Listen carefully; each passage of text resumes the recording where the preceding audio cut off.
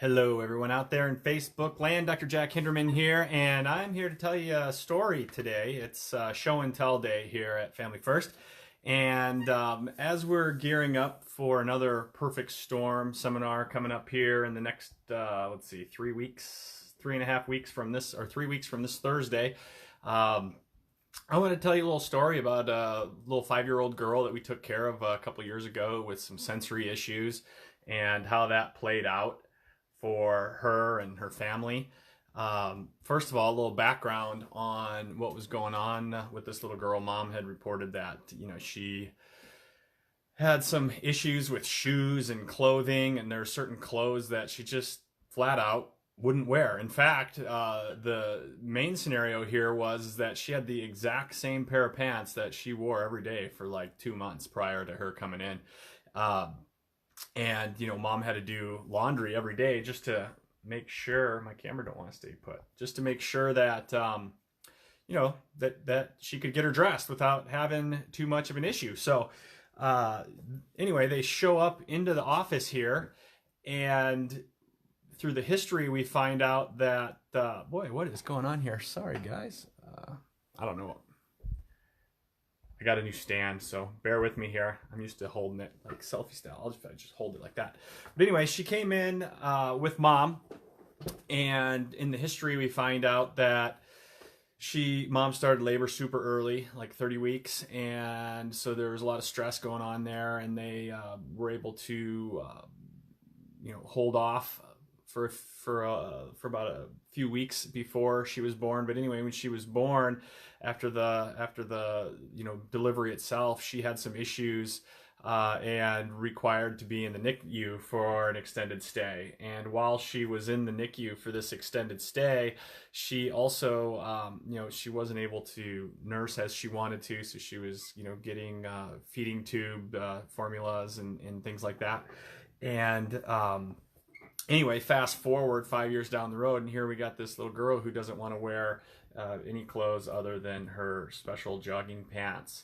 And so when we did the history and found out that there was this stress in her background, in her early development life, we moved on and we did a series of scans. And for those of you who haven't really seen what our scans look like, this is one of them that we do. Can we see that? Yeah, we can see that. Okay, so this is a surface EMG scan. Notice there's white bars, there's green bars, there's blue bars, there's red bars. What those scans represent, boy, this is driving me crazy here. What those scans represent is or them bars represent is how much resting energy while she was sitting upright in a chair, how much energy, or what was the energy distribution like along her spine. We were measuring in microvolts, and there's like normal healthy ranges, and then you can see that it's kind of blown up there with the colors. For the nerdy folks out there, the colors simply mean we're 1 standard deviation off norm, 2 standard deviations off norm, or 3 standard deviations off norm. So high, higher, and highest. What we saw there when we look at this view, I don't know if this is all going to be backwards or whether it's going to flip or not, but we have right here 173 total energy score. We want that to be near 100. So what we know when that energy score is high is that the whole system's just sort of wound up and running on high, which is pretty consistent that we see in scans with children who are suffering with these types of issues. So what we do is we set out a little game plan on how to calm those readings down. And a lot of times a side effect of getting those readings back into a normal range is we'll see happier, healthier kids. And that was the case with this 5-year-old. We were able to, in a very short period of time, it was a couple of weeks, we actually got a picture sent to us from her mom. Here she was wearing jeans for the first time in her entire life after starting care for like 2 weeks. So that was pretty cool. But what was even cooler to me, first of all, think of not having to do like laundry every single day to have the same pair of clothes ready to go every single day, just how much easier that would be on a mom. But when we look at what I got most excited about is after we got about 4 weeks into care, when we look at her progress scans, we can see here that she's got several areas that are still 1 standard deviation off the norm, or slightly high there, but there's no more red, there's no more blue. And when we look at her total energy scores on the below here, we can see how that dropped down to, hopefully it flips. If not, that number is 128. So long story short, as we started seeing her nervous system calm down, so did the way that her senses were perceiving the environment started to calm down.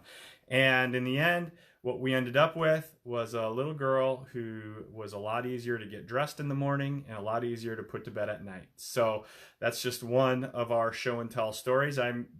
Comment on this if you like the show and tell style, because I have a lot of these that we could go through with different scenarios on the children that we take care of. It should be noted that when she came in, she wasn't really dealing with headaches or back pain or neck pain or anything like that. I just happened to run into her mom, and we were able to have a conversation and found out that she had these like quirky sensory issues and no more. So it's all good. But so if you like those, leave a comment and we will do more just like that. And Tuesdays would be a good day to do that. So everyone have a fantastic day, and we look forward to talking to you soon.